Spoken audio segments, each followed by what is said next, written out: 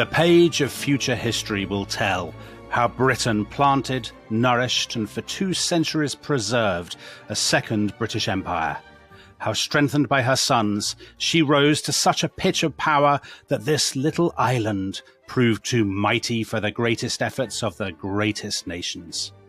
Within the space of 20 years, the world beheld her arms triumphant in every quarter of the globe. Her fleet displayed victorious banners, her sails were spread, and conquest graced the canvas. Historic truth must likewise relate, within the same little space of time, how Britain fell to half her greatness. How strangely lost, by misjudging ministers, by rash advised councils, our gracious sovereign, George III, saw more than half his empire crumble beneath his sceptre. America, late the strength, now the foe to Britain, dismembered, torn, I fear forever lost to England, whence she sprung.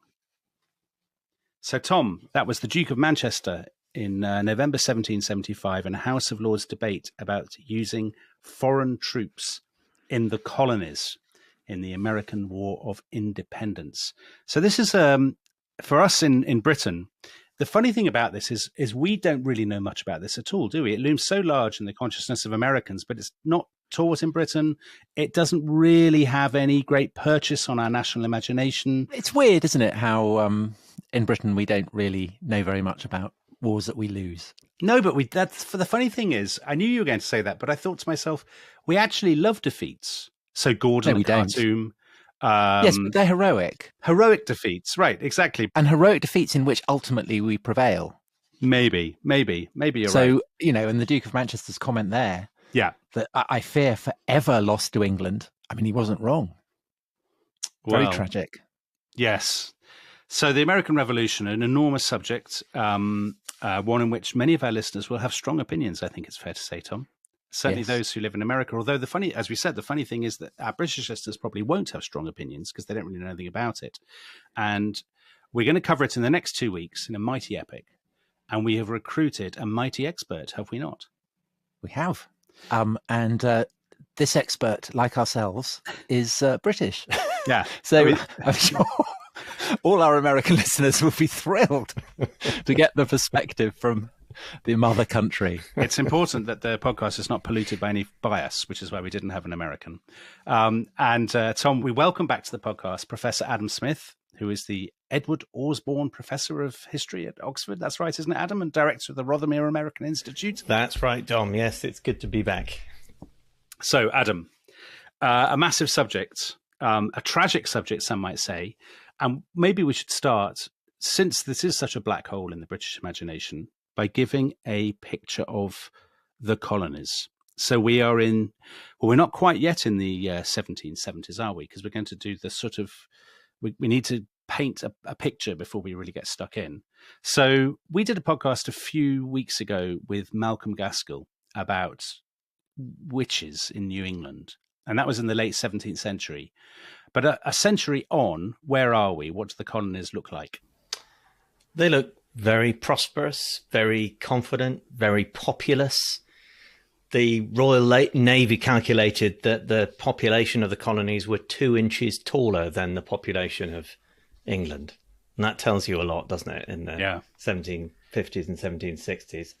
About 1.5 million people lived in the colonies, the 13 colonies that were to go on to rebel. And they were used to self-government in practice. And this is obviously really important in terms of the story that we're going to tell. They had different kinds of charters. Some were royal colonies, some were established in different ways. But in one way or another, they all had forms of representative government.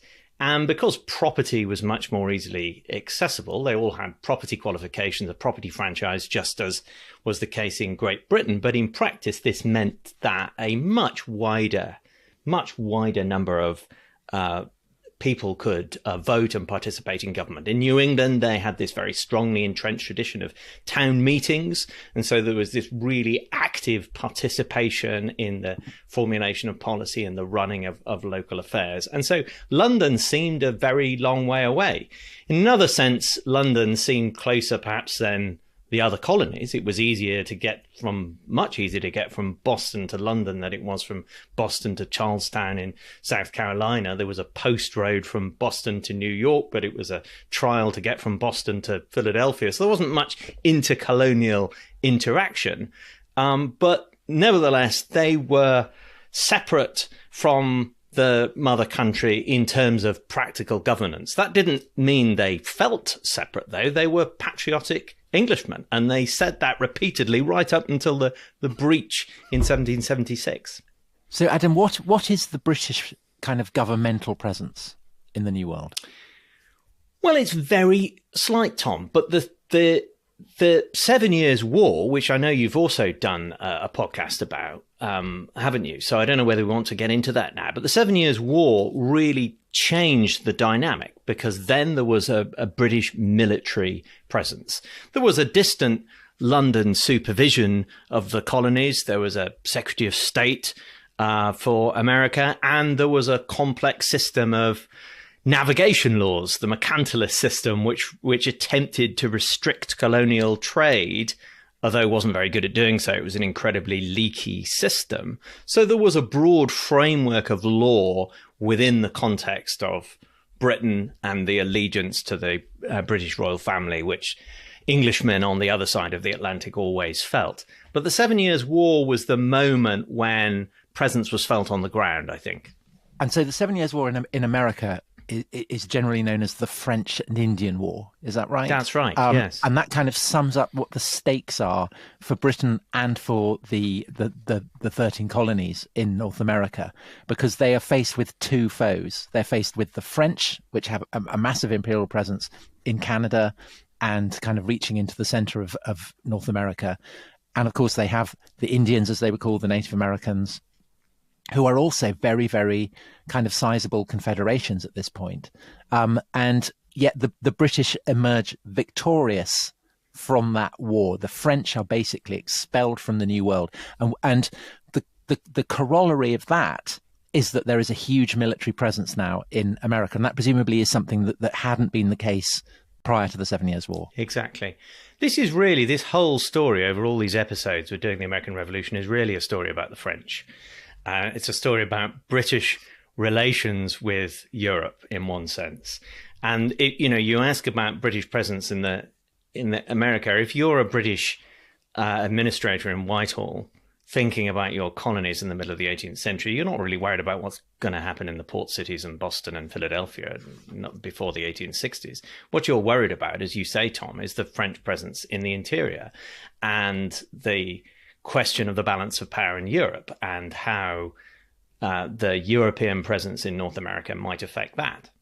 Is it not also the case, Adam, that when people talk about the colonies, they're really talking about, I mean, if you were to say to somebody in 1740, I'm going out to the colonies, I'm very worried about the colonies, you're talking about Barbados, Jamaica, absolutely, the incredibly lucrative islands of the Caribbean, rather than, are they backwaters? Is that too strong to describe the colonies? It's too strong because in population terms, they were so much more populous. But that's absolutely right. There were 26 British colonies in the New World in the middle of the 18th century. Only half of them rebelled in what we call the American Revolution.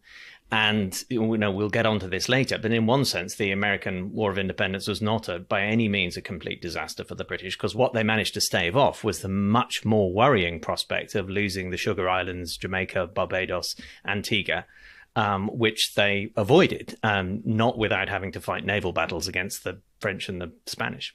So, Adam, a kind of amazing stat that the mainland North America's largest crop is tobacco, and that sells for an average of £750,000 a year. But the sugar cane and the molasses and the rum and everything from the West Indies is fetching an annual average of nearly £4 million. Right. So that's a kind of gives a really impressive sense of what's at stake. But again, just to go back to the strategic situation in North America with the French and the Native Americans, there's a key expedition, isn't there, in 1755, led by General Braddock, who is striking out to try and capture a French fort Duquesne in what's now Pittsburgh, and this ends disastrously. Braddock ends up dead. It's one of the kind of the great military defeats in British history. But the thing that's intriguing about it is the involvement of two people from the North American colonies. One of them, a young officer called George Washington, who is very keen to get a commission with the British Army and kind of serves as an aide-de-camp to General Braddock. And the other one is a man in Philadelphia called Benjamin Franklin, who furnishes, I think, 150 wagons. And both of those, these young men at that time are very, very patriotic, very, very pro-British. Yes, and in both cases, and especially in Washington's case, also very keen on the acquisition of land in the Ohio Valley, and that's what's driving a lot of this. What is the concern about potential French alliances with Native American tribes and the constantly shifting relations with indigenous people? It's that there is this constant sense that there is huge wealth out there in land in the Ohio Valley, and George Washington is personally really invested in that. He's a surveyor as well as a military officer. Although he's from a very wealthy Virginia family and he marries the richest widow in Virginia, he still ends up, as 18th century gentlemen often did, hugely indebted and wants more land. So he, like hundreds and thousands of other American colonists, have a very personal financial investment in white European expansion beyond the Appalachians, and that's key to this story. That issue about the pressure for land, the colonists pushing inland, even before the 7 Years' War, is there a sense that the British, the metropole, as it were, that they're trying to restrain them from doing that? Is there a sort of tension there, or does that not come in until the end of the 7 Years' War? I don't think the metropole before the 7 Years' War really has the capacity to try to do that, Dominic, but they become extremely conscious of it in the context of the 7 Years' War, because that's when they have to spend, the British government has to spend an extraordinary amount of money in dealing with the consequences of the fight over land in the West. But Adam, isn't one of the kind of the paradoxical consequences of the 7 Years' War that it actually generates incredible tensions between British subjects of the Crown in America and those in Britain, because the British government and the American colonials draw entirely separate conclusions? The British government's conclusion is that it's absolutely essential for the stability of the British Empire in North America that Native Americans be kept on board, that they stay happy to be in alliance with Britain. Whereas Americans like George Washington think the lesson is we should go for this. We should cross the Appalachians. We should settle these very, very rich lands that lie beyond. And there's a kind of inherent conflict of interests there that will get more and more polarizing as the years and then the decades go past. Yes, that's exactly right, Tom. And the proclamation line of 1763 is the British government's efforts, at least temporarily. I mean, they later pushed the line further westwards, before the American Revolution. But it's their attempt to say this far and no further. And they also know that the only way to police that line is to retain British regular troops in North America.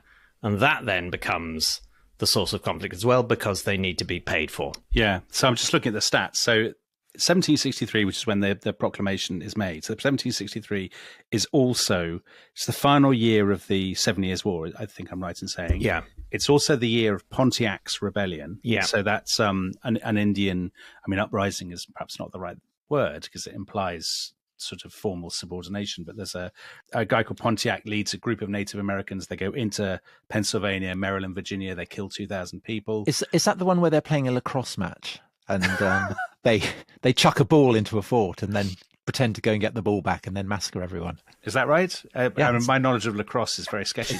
It's a top sports-related massacre. Right. But I'm just looking at the figures. So Britain's I think it debt, is, Tom. You're right. Yes. Britain's debt at that point, 1763, is 137 million pounds, and so that's the war debt, and the interest alone on that debt is 5 million pounds a year. And before the war, Britain's annual peacetime budget had been £8 million a year. So presumably that issue of, the colonists are going to keep pushing, and we need troops either to stop them from doing so or to deal with the inevitable ructions among the Native Americans when they do it. That must be absolute for British governments in a very small state world. Yeah, that's intolerable. It's presumably, the idea of spending all that money just throwing money away. It's a complete crisis. I mean, the 7 Years' War is the British victory in the 7 Years' War is a glorious and incredible victory, and it's much celebrated across England, and of course it's a war fought all around the world, not just in North America. But it brings with it the problems of peace are immense, and the financial burdens are where it really hits. The difficulties of maintaining. Of course, we haven't even got into the question of Quebec as well, and the Catholic French population in Quebec, which has now become part of the British Empire, and the question of how the British government tries to bring those people into the British Empire as well is also part of the story. So the poor administrators in Whitehall having to deal with this problem, and the new government that comes in after the end of the 7 Years' War has a huge set of difficulties. And they're not looking at this, of course, from the perspective of the 13 colonies. I mean, they don't know what's going to happen over the next 20 years. None of them have ever been there. Americans visit, Ben Franklin's always coming over and, dispensing his wisdom, practicing wisdom. But, they're trying to run this huge, complex world empire with a very shaky tax base. The British people are hugely taxed, the most taxed in Europe. There's all kinds of strains in trying to run this empire, and the last thing they need are continual trouble from their white colonists in the 13 colonies, who they think, well, they've got everything they want anyway. They're very undertaxed. They've got lots of cheap land. What do they need more in the Ohio River Valley for? And that's an entirely understandable set of assumptions, I think, viewed from Whitehall in 1763. What do people in Whitehall and indeed in London? So we were just, you were joking about Benjamin Franklin's folksy wisdom. I was under the impression is he not talking about test tubes and things like that? I mean, is that not is he not science? Tom, is he something to do with science? Lightning conductors. He's talking about lightning rods. I know that people enjoy that. But what do people generally think when they think about Americans? I think they do think of them as different when they encounter them. I mean, the New Englanders at least sounded different. I mean, they had Yankee accents. There are phonetic reports of the way that Americans spoke, which clearly British people found deeply amusing. And obviously there'd been many, many generations. I mean, there's 150 years between the first settlement of these colonies and the time what we're talking about. So these are long established places that have grown in ways that are quite different from the metropole. So somebody like George Washington, Adam. So George Washington, of course, doesn't even have his own teeth. George Washington, his accent, what would he have sounded like if he was talking to us now? Why does anybody from HBO or whoever it is think that George Washington sounds like that? I don't know. I mean, I love the idea that he did. He had wooden teeth, of course, as well, wouldn't he? Which would no doubt also have impeded it. So if people in America their accents are kind of recognizable. Yes. As kind of being British to many people in Britain. How are people in Britain viewing Americans? Are they seeing them as basically British people, or as perhaps as relics from the 17th century, kind of people who are from the past of Britain, but kind of living fossils, if you like? I think that's right. But that actually points to something important in what you just said there, Tom, which is I'm not sure really that people in Britain would have seen Americans in the 13 colonies in the same way. So I think they would have seen the southern planters, the South Carolinians and the Virginians, and perhaps in much the same way as they saw the planters of the Caribbean. Whereas the New Englanders, they just would have seen as, the descendants of the Cromwellian humorless Puritan types, and would have seen them in quite a different light. Because, I mean, it's crucial, isn't it, to understanding what's happening in the colonies, that there are actually very different religious dispensations as well. So you've got the kind of the Puritan Presbyterian establishment in New England, and you've got the Quakers in Philadelphia, the city of brotherly love. Yes. And it's kind of much more Anglican tinge to other colonies. Yeah. With established churches. In Virginia, there was an Anglican Church of England. establishment, quite different religious feel. And the colonists themselves were constantly talking about this. I mean, George Washington had never been to New England before he went to Boston to take command of the Continental Army. I mean, why would he have done? He'd been to the Caribbean, which sort of makes this point about the similar interests and values of the southern planters and the Sugar Islands, but he saw these New Englanders as just this kind of weird, dirty rabble with this strange religion and very alien to him. But one thing we haven't yet talked about, Adam, which is massive, surely, is the Great Awakening. So that sweeps across the colonies in the early part of the 18th, sort of early to mid 18th century, this sort of evangelical enthusiasm, people having these meetings and talking about God. And that surely has a massive impact on life in the colonies, doesn't it? It does. And it takes place in Great Britain as well. And with many of the same preachers, George Whitefield being the most famous, who sailed to the Americas in 1739, having been turned to evangelical religion while he was at Pembroke College, Oxford, something that's happened to several people since then. Hey, we know someone like that, Adam, don't we? We do. He was a member of something when he was at Oxford. He was a member of something called the Holy Club. Anyway, George Whitefield was an extraordinary public speaker. And in fact, Benjamin Franklin, who, as you say, Dominic, was a scientist, did all these experiments when he went to listen to George Whitefield. He wasn't really interested in what George Whitefield was saying, but he was interested in how George Whitefield projected his voice and how far he could project and how many people. So he did all these calculations about how many people could hear George Whitefield at a single moment. But as you say, the colonies were swept by this religious fervour, not evenly, and certainly more in New England than elsewhere. And historians over the years have tried to connect, not wholly implausibly, the Great Awakening with the coming of the American Revolution, on the grounds that evangelicalism is about the individual, it's about distrust of formal authority, about a direct relationship with God, about taking control of your own life. Would the American Revolution have happened without the Great Awakening? Probably, but it may well have looked a little bit different. Okay, well, things are clearly breaking down between Britain and the colonists. So I think we should take a break, and when we come back, find out what happens.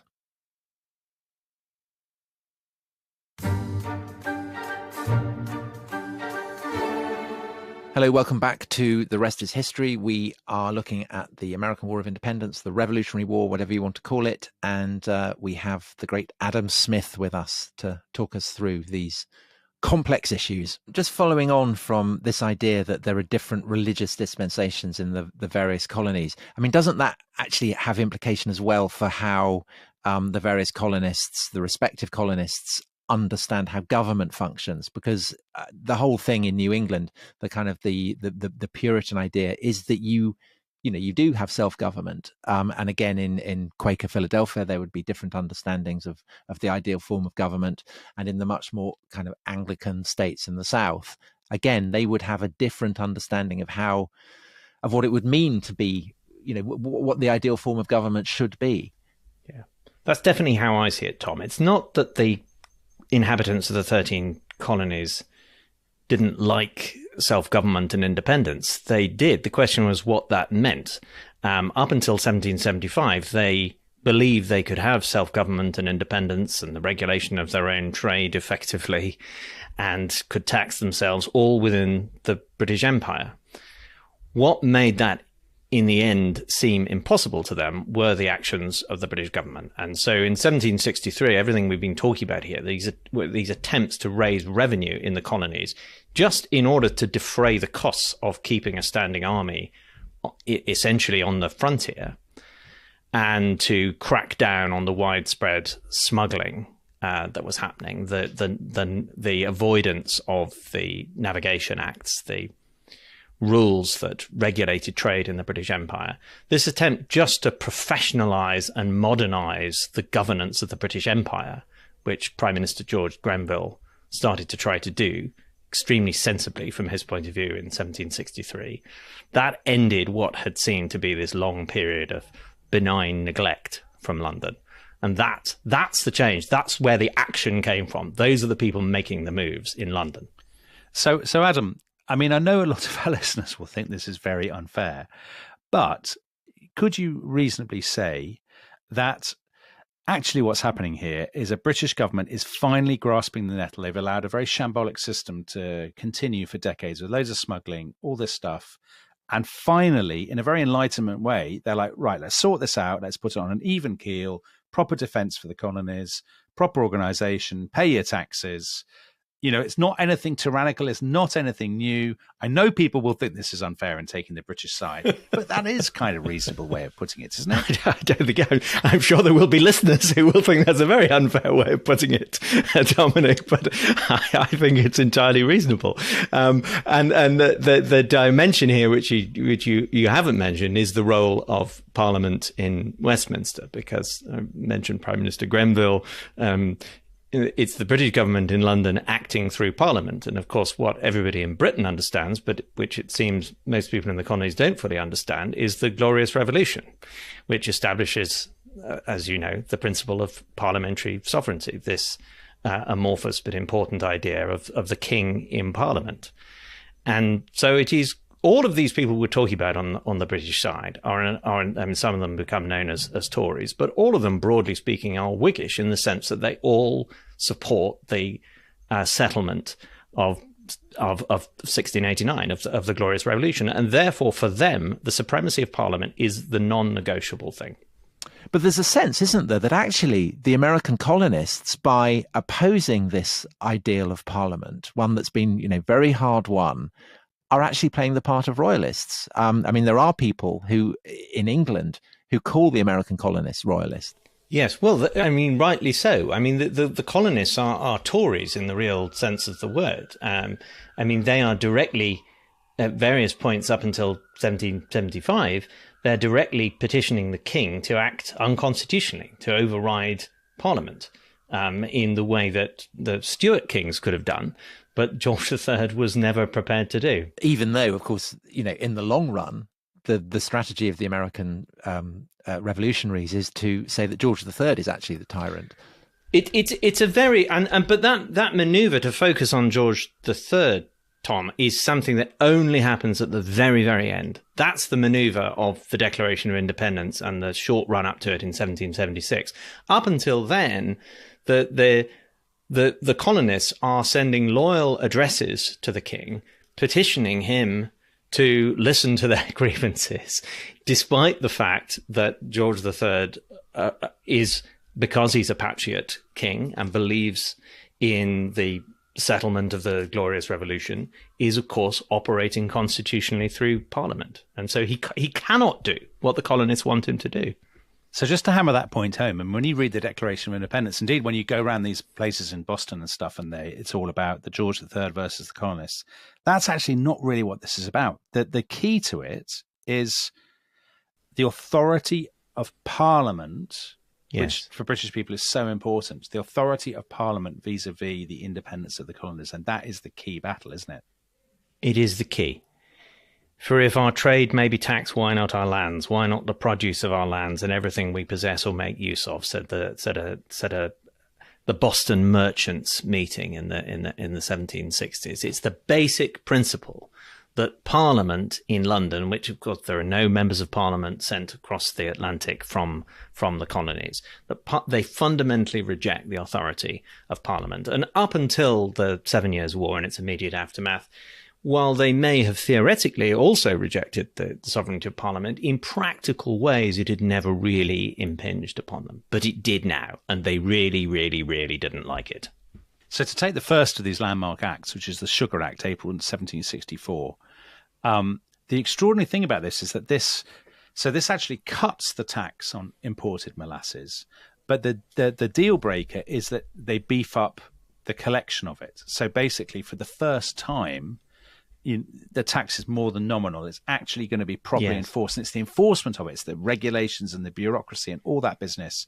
That is what inflames the colonists, isn't it? That's right. And they threaten to send New England merchants to be tried in a vice admiralty court in Nova Scotia, without a trial, which is the way that customs violations are always dealt with in Britain. There's nothing innovative about this from the point of view of the British government, but from the point of view of the people in New England, this violates their ancient rights as Englishmen to always be tried by a jury.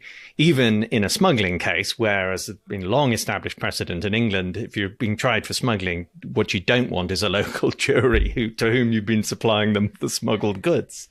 So if you want to tackle smuggling, you have to have a proper Vice Admiralty court without a jury. But to the New Englanders, this was outrageous because trial by jury was their basic right as Englishmen. And so they saw this as a deep violation of everything that they had come to assume was their rights and the way that they ran their own societies. Why mess with a system that was working was essentially the colonial reaction. And are they completely... I mean, presumably at various points, the British are saying to them, well, obviously we're doing this because we need all these troops. We need to pay for all these troops to beat the French, to keep you safe from the Indians, to allow you to expand, to do all these things. Is there no sense of any kind of conversation? Are both sides just not listening to each other or what? That's such a good question, Dominic. And I kind of feel reading the history of all of this over this, 20-year period of crisis that there really isn't a conversation. These are two sides that are talking past one another almost from the beginning and certainly by the end. And I think that's where the tragedy of this lies, I think. And the tragedy is that both sides basically are right.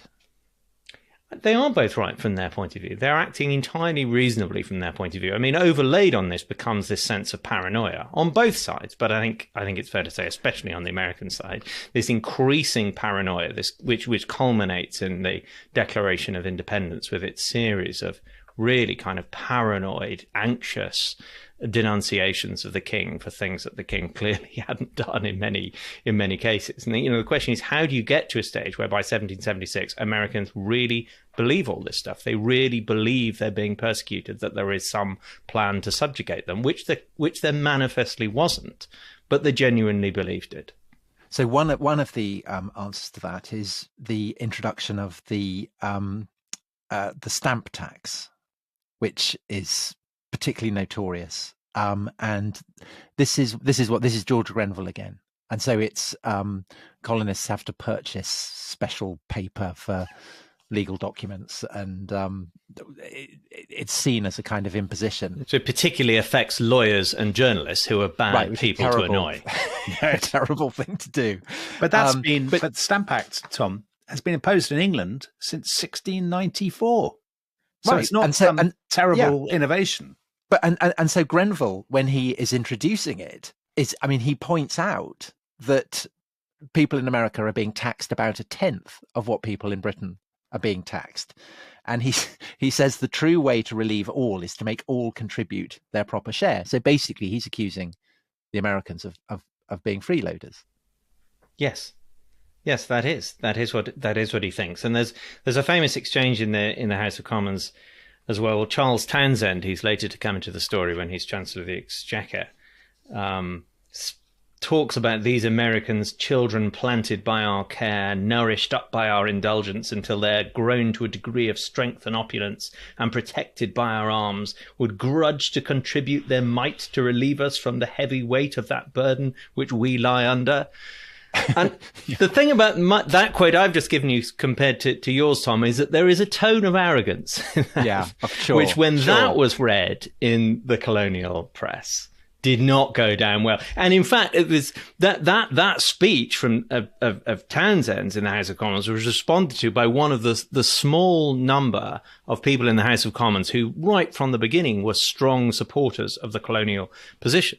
So there was a chap called one of the famous ones was Edmund Burke, who of course was Irish. Another one was Isaac Barré, who was also Irish. And this may not be coincidence. Barré, I think he was from a Huguenot family. And Barré, who knew the colonies, unlike most people sitting in the House of Commons, he'd been there and he'd fought in the French and Indian War. And he responded to Townsend in this famous sort of sarcastic speech, they planted by your care? No! Your oppressions planted them in America. They nourished up by your indulgence? They grew by your neglect of them. They protected by your arms? They have nobly taken up arms in your defense. Barre said to the House of Commons, and and this speech was then reprinted. He probably didn't sound like a comedy Irishman, actually. He didn't sound like that at all. But that speech was reprinted in the colonies. Later, when Edmund Burke gave his great speeches in defense of the colonists, they were all reprinted.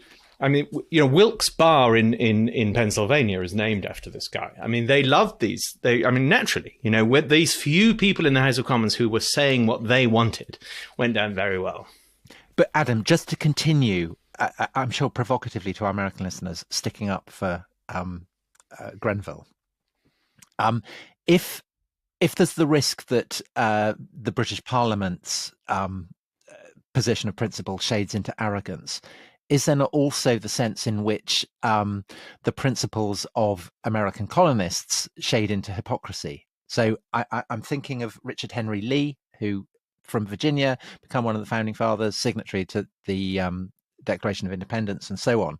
And his protest against the Stamp Act is that he gets his slaves to stage a kind of a reenactment of various protests that have been going on in the cities in Virginia against the Stamp Acts.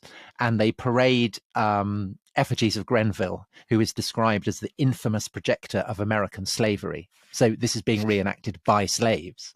And it then subsequently turns out that Lee himself had applied for the job of stamp distributor in Virginia.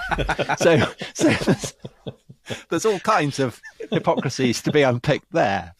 But what about the paranoia, Adam, that you mentioned?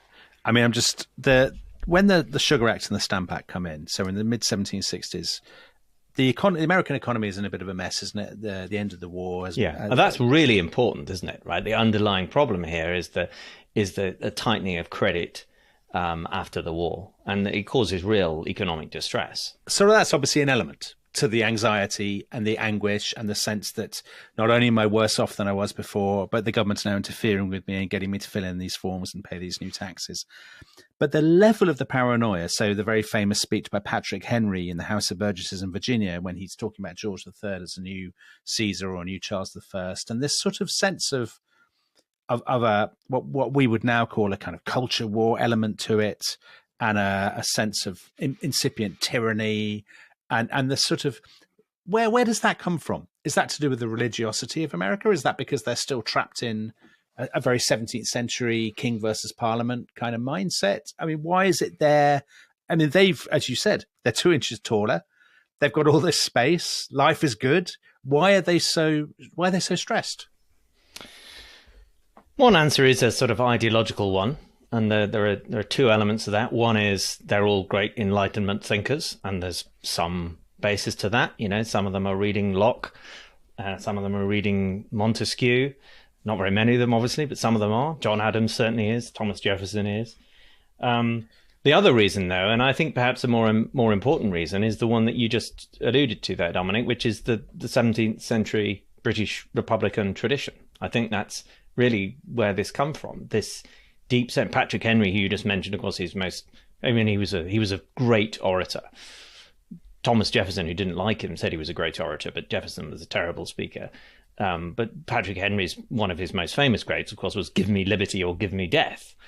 And that deep sense of the protection of individual rights and liberties, which was as Englishmen. I mean, this was their right from the 17th century English experience, as you say. And so, Adam, one of the kind of the main response in America to these impositions from London is to stage boycotts of British goods. And the really famous example of that is that they refuse to import British clothing, and the American women get out their spinning wheels and start making rough homespun and all that kind of thing. And that presumably is something in New England that would hark back to the idea of the Puritan hussif, godly godly housekeeper and so on. That Yes. they're able to do that by drawing on those traditions. Yes, I think Benjamin Franklin, when he's testifying to Parliament, says, "And we don't eat lamb anymore, because the little lambs are all growing fluffy in the field, so we can use their fleeces to turn into wool. So take that, Parliament." Yes, and so this craze for homespun and people turning up to the Virginia House of Burgesses and not wearing proper wigs. That is shocking behaviour.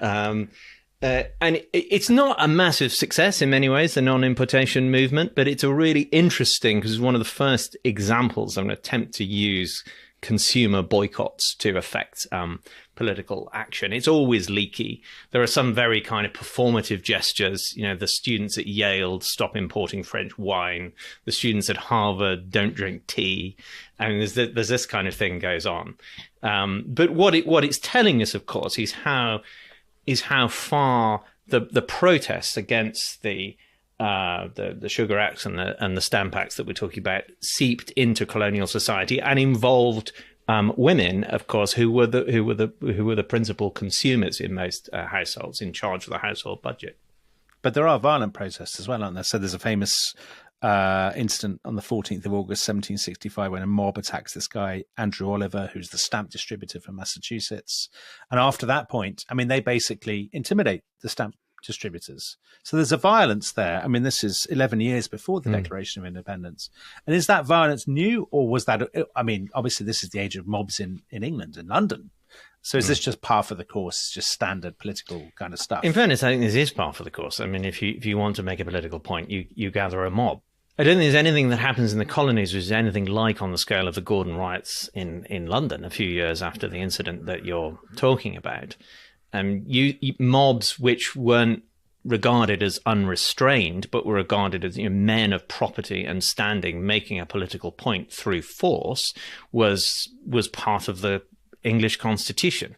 And when they, you're right about Andrew Oliver. The other incident that happens around the same time is that the mob goes to the house of Thomas Hutchison, who's, I think, the acting governor of Massachusetts Bay Colony at that time, and carefully dismantle his house. But carefully, they put up ladders and they pull the tiles off the roof and they take the paintings out and put them on a bonfire. But they're not just firebombing it. It's a careful disassembly. And it does work, doesn't it? Because the Stamp Act gets repealed. It worked brilliantly. It is impossible to implement the Stamp Act in the colonies, and Parliament repeals it.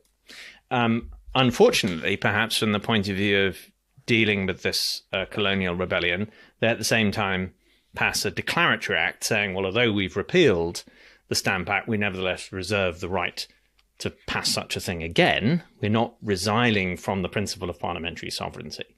And that's a bit of a poke to the Americans that was perhaps unnecessary. And the Townsend Acts, so all the things regulating tea and molasses and all that they are still in place. Well, the Townsend duties come in a little bit later. So that's in 1767, in a new ministry. So there's a renewed effort then in 1767 after a couple of quieter years, because the same problems still exist. The same revenue challenges still face the British government in London. So there's a new attempt then not to impose an internal tax like the stamp duties, which would have affected transactions in everyday life and newspapers and playing cards and all this kind of thing, but to tax imports and exports in a way that was felt to be much better established with much stronger precedent. But the Townsend duties also then generated strong colonial resistance. So in the face of these increasing tensions, there's a request from customs agents in Boston for military assistance. And 2 army regiments arrive in Boston in early October 1768. And intriguingly, they are commanded by someone called William Dalrymple, who I gather is an ancestor of the William Dalrymple. Yes, who presents our sister podcast Empire. So there he is upholding the British Empire, and it all basically kicks off. So Adam, Massachusetts, what is it specifically, by the way, before we get into the so-called Boston Massacre? What is it specifically about Boston and about Massachusetts that makes it so incendiary? Because in Britain, everybody basically from this point onward starts saying, listen, the colonies are absolutely fine. It's just that Boston is full of a load of nutters. Yeah. And if we can just shut down Boston, then we'll probably be able to shut all this whole business down. So is there something specific either to Boston or to Massachusetts or indeed to New England? Well, part of it is because of the economic downturn after the war, and that Boston merchants are really feeling the pinch, and that they are heavily involved in smuggling imported goods without paying the duties that they're supposed to be paying. So Boston is more particularly affected than other port cities. But it's also perhaps to do with the political culture of Massachusetts and a very, very strongly ingrained sense of self-governance and a very articulate political leadership and a press that is quick and articulate, and a tradition of mobs in Boston as well, of taking to the streets to make political points. And all of those things together probably push Boston to the fore. But the British perspective that this is only a Boston and Massachusetts problem is, of course, wrong, and is gradually proven to be wrong. It's incredible how long it takes people in London to realize that. I mean, even, into the war, one of the key military strategies is this attempt to isolate Boston in the hope that that will subdue the rebellion, and it doesn't work. So there are troops pouring into, these troops, as Tom said, these two regiments that have come, they've actually been transferred from Ireland, I think, the William Dalrymple's regiments. They've arrived in Boston in the autumn of 1768, and anybody who's ever written about or read about a phenomenon where you have troops stationed in a city where they are effectively alien knows at some point there is going to be a flashpoint. And actually, in a way, it's surprising it takes so long. So it's not until the beginning of 1770. Now, Adam, no doubt like me, you have been to the Boston Freedom Trail. I have. And you've seen the terrible, the very moving commemorations of the Boston Massacre, this scar in the history of our species, when the British were conceived to have behaved absolutely disgracefully. And yet, when I read about what actually happened in the so-called Boston Massacre, it seems like our brave boys were a little bit hard done by. Do you want to tell the listeners the true story? Well, there were a small number of British troops who ended up confronting several hundred local inhabitants of the town. There'd been various small episodes that had led up to this in the preceding days, and words had been bandied around, and clearly relations between the redcoats, the regular troops, and townspeople had not been great, not least because the British troops were underpaid and were needing to find jobs here and there, and so they were actually kind of dependent on the townspeople in some ways and didn't like that dependent relationship. It was creating constant friction. And stones were chucked, and the accounts always say snowballs were chucked, which never really sounds that bad. They really were chucking snowballs. So bricks inside. So I noticed that the American accounts very heavily emphasise the snowballs, and the British accounts very heavily emphasise stones and cudgels. Yeah, and oyster shells, don't they? Yes, oyster shells. I think the roads were paved with oyster shells, so they were a very easily available missile to grab up. But as you say, Dominic, this is a story that we've seen many, many times. In fact, it happens multiple times in American cities well into the 21st century, that whenever you get armed forces confronting unarmed protesters, stuff happens. And what happens here was that 5 Bostonians were shot by British troops. The British account is that they, small number of troops, massively outnumbered, were literally forced against a wall and had to shoot in self-defense. That was the British account. And the American account is the opposite, right? So Paul Revere, is it Paul Revere, who's the silversmith, who does this famous engraving? Engraving, yes. Of kind of a line of soldiers mercilessly shooting into these women and children or whatever they are. But the intriguing detail is that actually, and this is omitted from Paul Revere's illustration of it, is that the leader of the Bostonian freedom fighters, or mob, or whatever you want to call them, is a towering dock worker called Crispus Attucks, who is half black, half Native American. And so he gets omitted from the narrative. Yeah. An interesting aftermath of the trial is that John Adams, who we've already mentioned in this discussion, a leader of colonial resistance, who's a lawyer, defends the British soldiers in court. And he does so in order to make the point that we in Boston are not lawless mobs. We do things by due process. And even in Boston, in this moment in 1770, British soldiers can get a fair trial. And one of his key lines of defense, Tom, is that he defends the soldiers by saying they were facing a motley rabble of saucy boys, Negroes and mulattoes, Irish Teagues and outlandish Jack Tars. And he puts a lot of the blame specifically on Crispus Attucks, a formerly enslaved man, by saying his very look was enough to terrify any person. So effectively, Adams is saying, look, faced with that lot, and especially that guy, you know, who can blame the British troops for panicking? And so what happens? How do they get off? Yeah, they do get off, Tom. Yeah. Don't they, Adam? Yeah. Two of them manslaughter, and they get branded on their thumbs, and the rest not guilty. Yeah. Oh, yes, that's right. Yes, they get branded on their thumbs, yes. So at that point, so where are we? 1770, that's still 6 years before the Declaration of Independence. At that point, are we already in a spiral that is going to lead to outright conflict and American independence? Or, you know, is there, I mean, as we said, there's mob violence all the time. There are lots of dust-ups and things on the streets of London.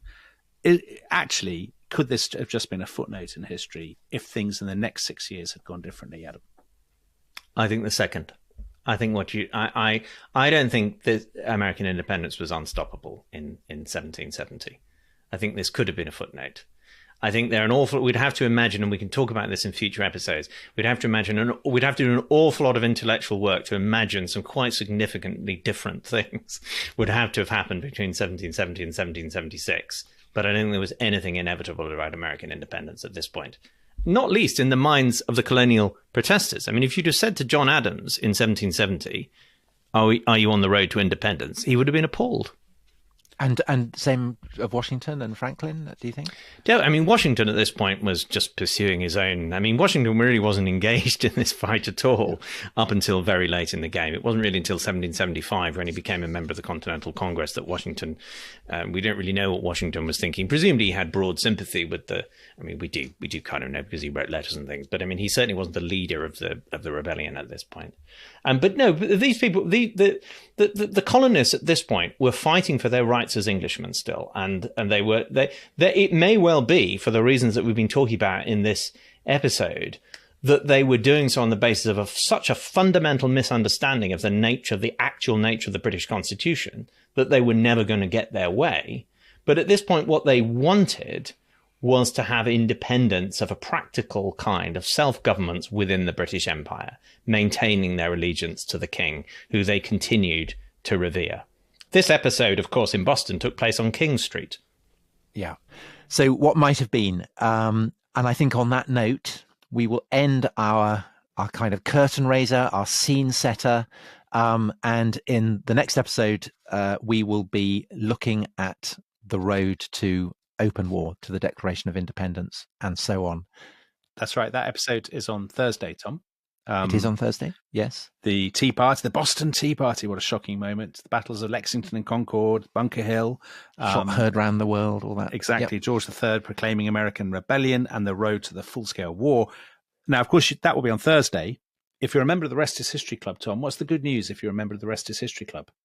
Well, the good news is that the commercial spirit of the British Empire in the 18th century carries on into the 21st.